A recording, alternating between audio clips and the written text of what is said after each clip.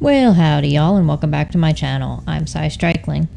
I wanted to just make this video today to kind of address some of the allegations about my involvement in the Shawn Hufford situation. Now, it's no surprise to anybody at this point, at least I don't think so, that Shawn and I are a couple. He and I met in October and kind of started dating at the end of October of 2019. He first came out to me in November of 2019, November 16th to be exact, to where I was living in New Jersey.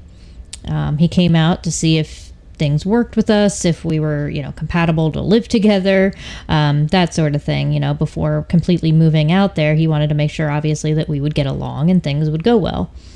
So that was in November of 2019, November 16th. When he came out there, I was working two jobs at the time. I was working at one of the veterinary hospitals I worked at, and I was also working in retail. When he came out in November of 2019, I knew that he had done the fundraiser in July. From what I was told, it was to buy out the lease, to move, and get a job. And from what I was told, again, by him, was that the lease had been paid out, and he just needed to move, get his ex to Georgia, and get a job. When he flew out from Indiana to New Jersey, I didn't know right that second how much money he had left, if any. I knew he had bought the plane ticket. We had talked about the prices of that. It wasn't super expensive, so it was a doable thing. It was going to be cheaper to fly round trip than it would be to try to, drive and pay for gas and all of that. It's about 700 miles, so you'd be looking at roughly $300 or so just in gas to drive. So when he first flew out, I didn't know how much money he had. The first time I had an opportunity to see that was when his ex started taking money out of the joint bank account. He showed me his bank account to show that that's what was happening. The first day, there was two totals, 480 and then 300. So when he showed me that, he had about $1,100 in the account. I don't remember the exact number. It is in that screenshot that I showed, which, by the way, that screenshot that I showed of his bank account was from November of 2019. I took that screenshot in November of 2019. That is not a recent screenshot. And yes, that bank account has since been closed. As far as I know, Shawn and his ex had a joint bank account, but he had been added on later to the account as an authorized user, as an authorized person that can make withdrawals, that sort of thing.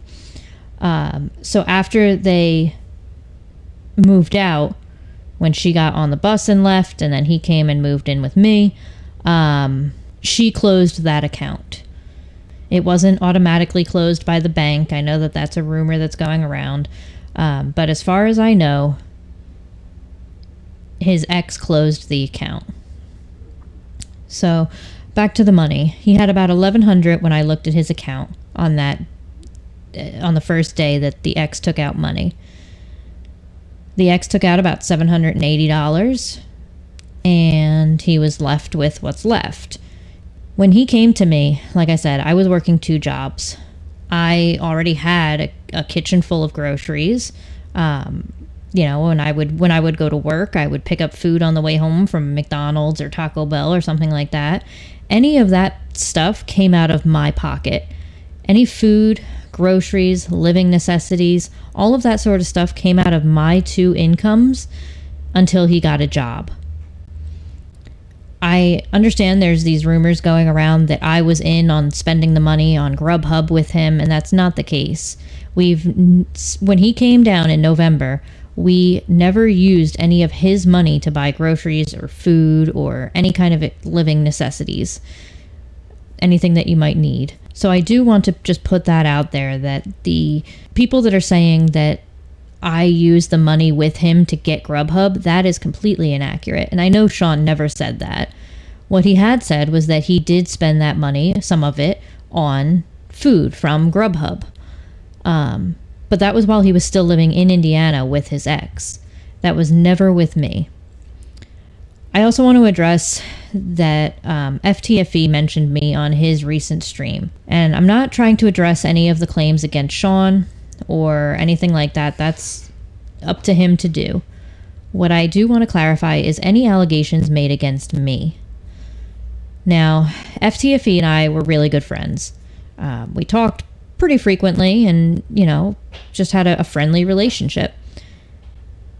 And after Shawn came out and said that he lied, FTFE just stopped talking to me. I kind of tried to reach out to him a couple of times, never heard back. And then a couple of days ago, right before his live stream, I found out I was blocked by him on Twitter, on Discord, all of that. And then FTFE did that live stream where he said that he highly suspects that I was involved, or at least knew about it. And I didn't really appreciate that. For one, he didn't come talk to me about it. He didn't ask me about it. Nothing like that. I don't have anything but respect for FTFE. I think he's a good content creator, and I have nothing but respect for him. I don't have any hard feelings for him. But I do want to clarify that this is what happened. And I left a comment on his comment section of the live stream that he did where he mentions me. And after that, my comment was deleted and or I was blocked from his channel. So I do have a copy of that. Let me just pull that up here. This here is the comment that I left on his channel. And I just said, I want to clarify that I did not know about him lying, him being Shawn. He didn't get takeout with me on the money. When he came to me in November, I was working 2 jobs and bought all the groceries and food and everything else. We actually never ordered food or got food with any of Shawn's money until he got a job. Everything came out of my pocket from my jobs. I didn't know Shawn lied. I was the 3rd person to find out. He told Team, he told Reds, and then he told me. I said, guilt by association is not okay, and if you want nothing to do with me, fine, but we were friends. You could have at least told me instead of just blocking me. And that's how I felt. I was kind of hurt. And I understand that he may not want to have anything to do with Shawn. And I understand that a lot of you may not want to have anything to do with Shawn after this. And that's completely understandable. And I don't hold anybody, I don't hold that against anybody. I don't do guilt by association. And I don't appreciate when people do it to me. So if you don't want to talk to Shawn or you don't want to be associated with Shawn, that's completely fine. But I just ask that you don't take what he did out on me. I can tell you for a fact I had no idea that he lied. He lied to me, he lied to all of you, but I was not in on it. I also, like I said, did not spend any of the fundraiser money on takeout food, Grubhub, anything like that with him. What he did with that money was his before he came to me. Anything that we did when he came to me in November, anything that we did as far as food, going out, anything like that, was all out of my pocket. So again, that's pretty much where I'm at this point. I'm not even going to address claims by some other people who are clearly just out to troll. There's crazy, wild accusations flying around by those people, and I'm not even going to address those, but I am going to address the ones that people from my community that I'm friends with are concerned about.